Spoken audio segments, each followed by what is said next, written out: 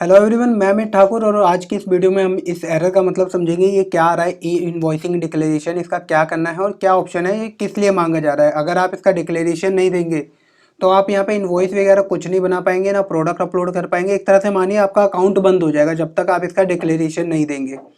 तो इसका हम करके देख लेते हैं, इसका क्या डिक्लेरेशन देना है और कैसे इसको डिक्लेयर करना है।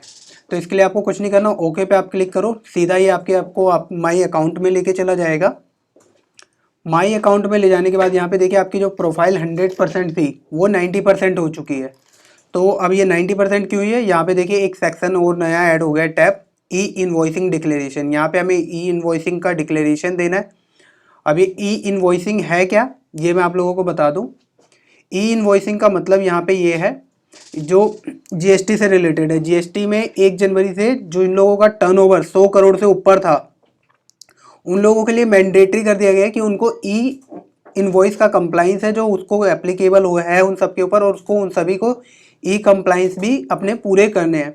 तो अगर आप लोगों का ई इनवॉइस का मतलब 100 करोड़ से ऊपर आपका टर्नओवर है तो आपको यस करना है। अगर नहीं है तो यहाँ पे 4 ऑप्शन आ रहे हैं आपके, किसी के पास 4 आएंगे, किसी के पास 2 आएंगे। तो उसमें घबराने का नहीं है, आपको जो भी है। यहाँ पे पहले में दे रहा है मोर देन 500 करोड़। तो अगर आपका टर्नओवर मोर देन 500 करोड़ है, कब का, aggregate turnover at PAN level, आपके पूरे इंडिया में जो आपने सप्लाई की है उसमें, और कब की, फाइनेंशियल ईयर 2017-18 से अब तक की किसी भी फाइनेंशियल में आपकी जो भी टर्नओवर का क्राइटेरिया इनसे ऊपर या इनसे नीचे है तो वो क्लियर करना है। जैसे हमारा मान लीजिए कभी भी हमारा 500 करोड़ से ऊपर नहीं गया तो हम इस पर टिक नहीं करेंगे। 100 करोड़ और 100 करोड़ 500 करोड़ के बीच का अगर हमारा टर्नओवर है तो हम इस पर क्लिक करेंगे। लेस देन अगर हमारा 100 करोड़ से नीचे का टर्नओवर है तो आपको इस पे करना है। और मैक्सिमम केसेस में आप सभी को इस पे क्लिक करना है कि सभी का क्या है, 100 करोड़ से नीचे का ही टर्नओवर होता है। जैम पे जितने भी सेलर है छोटे ही सेलर है, इतने ज़्यादा किसी की सेल नहीं है। तो यहाँ पे सबसे पहले तो लेस देन 100 करोड़ पे सेल करना है। इसका मतलब क्या है कि आपकी जो टर्नओवर है लास्ट ईयर की, प्रीवियस ईयर की जो टर्नओवर गई है वो 100 करोड़ से नीचे है, 100 करोड़ उसने क्रॉस नहीं किया है।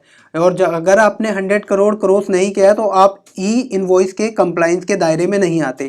तो यहाँ पे पूछ रहा है specify category excluded from compliance to e invoicing notified.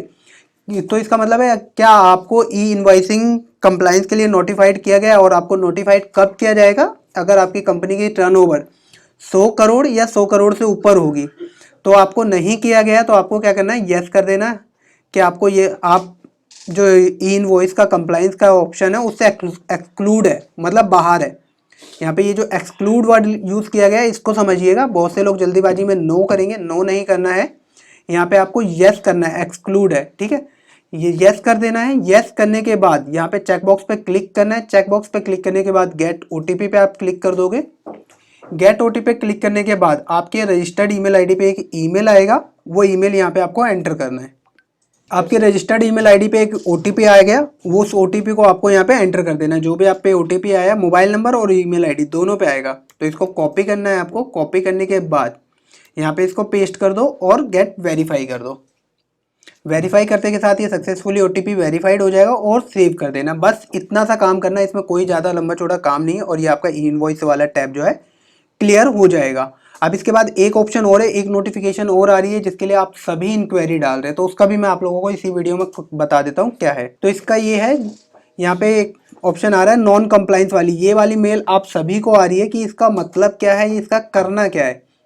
तो इसका ऑप्शन कुछ नहीं है, इसमें ये है जो भी आप डिलीवरी करते हैं, इनवॉइस बनाते हैं, ऑर्डर वाले सेक्शन में जाके ऑर्डर डिस्पैच करते हैं, उसमें अब आपको अपने डिलीवरी भी अपडेट करने हैं। अगर आप डिलीवरी अपडेट नहीं करते हो तो वो आपके बायर के पास डिस्पैच नहीं माना जाएगा। जैसे मान लीजिए मैंने ये ऑर्डर है एक्सेप्टेड कर लिया, एक्सेप्टेड करने के बाद इसका आगे का भी प्रोसेस होता है। अभी मैं आपको जो इनवॉइस बन चुका है उसका दिखाता हूँ।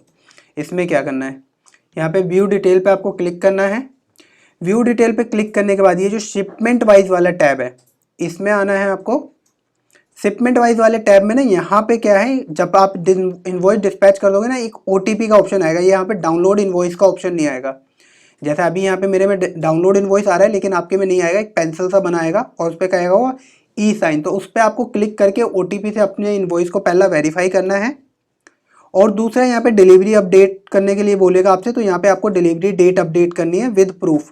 यहाँ पे मेरे में मैंने ये कंप्लाइंस कर चुका हूँ तो इसलिए यहाँ पे डिलीवरी डेट अपडेटेड आ रही है। तो आपको बस ये 2 काम करने हैं, उसका मेल आ रहा है, ये वाला जो मेल आप लोगों को आ रहा है ये नॉन कंप्लायंस वाला, इस चीज़ का मेल है। तो बस ये दो छोटी सी नोटिफिकेशन थी, आई होप क्लियर हो गया होगा आपको दोनों चीज़ों का क्या करना है, ये ई इनवॉइसिंग कंप्लायंस को का डिक्लेरेशन कैसे देना है और आपको जो नॉन कंप्लायंस का ऑप्शन आ रहा है उसका क्या करना है। तो बस यही थी अपडेट। बाकी उम्मीद करते हैं वीडियो अच्छी लगी तो लाइक शेयर करना तो मत भूलना। और बाकी आप अगर जेम सेलर पे एक परफेक्ट सेलर बनना चाहते हो तो आप हमारा GeM seller training course join करके एक परफेक्ट सेलर बन सकते हैं। उसमें हमने काफ़ी डीप में उसको कवर किया है, A to Z रजिस्ट्रेशन से लेके ऑल ओवर सेलर का जो अकाउंट होता है उसमें पूरा कवर किया गया है।